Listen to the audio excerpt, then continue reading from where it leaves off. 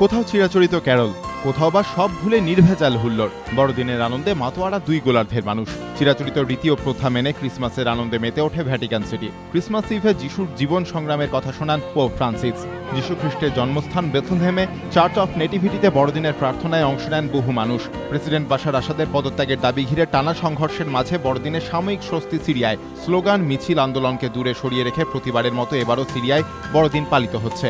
Christmas উপলক্ষে আলোর জোয়ারে ভেসেছে মেক্সিকো। গির্জা থেকে রাজপথ, যিশু খ্রিস্ট, মাদার ক্যারি, ক্রিসমাস ট্রি আর সান্তার মূর্তিতে সেজে উঠেছে। 8 থেকে 80 উৎসবের আনন্দে সামিল সবাই। সন্তোষ দুগার রাজ্যের একমাত্র ব্যক্তি যার শরীরে কৃত্রিম হৃদযন্ত্র প্রতিস্থাপন করা হয়েছে। এখনও সুস্থ রয়েছেন কলকাতার বাসিন্দা 50 এই ব্যবসায়ী। কিছুদিন আগেও ছবিটা এমন ছিল না। বেশ কয়েক বছর ধরে হৃদরোগে ভুগছিলেন সন্তোষ। কোনো চিকিৎসাতেই সাড়া মিলছিল না।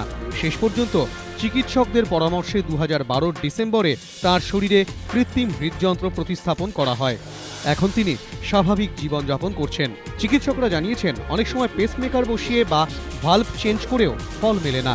এই পরিস্থিতিতে হৃদরোগের চিকিৎসায় বিপ্লব এনেছে কৃত্রিম হৃদযন্ত্র। কখনো ছাত্র আন্দোলন, কখনো দেশ বিদেশের নানা ইস্যুতে তপ্ত হয়েছে প্রেসিডেন্সি বিশ্ববিদ্যালয় ক্যাম্পাস। তবে এই প্রথম বেনজিরভাবে শ্লীলতাহানির অভিযোগ ঘিরে সরগরম 200 প্রেসিডেন্সি। সোমবার রাতে বিশ্ববিদ্যালয়ের 2য় বর্ষের এক ছাত্রী 3য় বর্ষের এক ছাত্রের বিরুদ্ধে জোড়াসাঁকো থানায় মারধর, শ্লীলতাহানি এবং তথ্য প্রযুক্তি আইনের 66A ধারায় অভিযোগ জানান। অভিযোগের কথা বিশ্ববিদ্যালয়ে ছড়াতেই অভিযুক্তের শাস্তির দাবিতে সরব হয় পড়ুয়ারা। দাবি উঠেছে তদন্ত কমিটি করে অভিযুক্তের ব্যবস্থা নেওয়ার। বিশ্ববিদ্যালয় কর্তৃপক্ষ জানিয়েছে অভিযোগ এলে তা শৃঙ্খলা রক্ষা কমিটির কাছে পাঠানো হবে, উপযুক্ত পদক্ষেপ করা হবে। কলকাতা বিশ্বকাপের শেষ দিন কাটল চূড়ান্ত ব্যস্ততায়। সকালে কাপ যখন হোটেল বন্দি, তখনই পেলের অধিনায়ক কার্লোসের নেমে পড়ার কথা ছিল খুদেদের ফুটবল ক্লিনিকে। গত দুদিনে ধকলে কাবু কার্লোসের কাঁধ বাদ সাধল।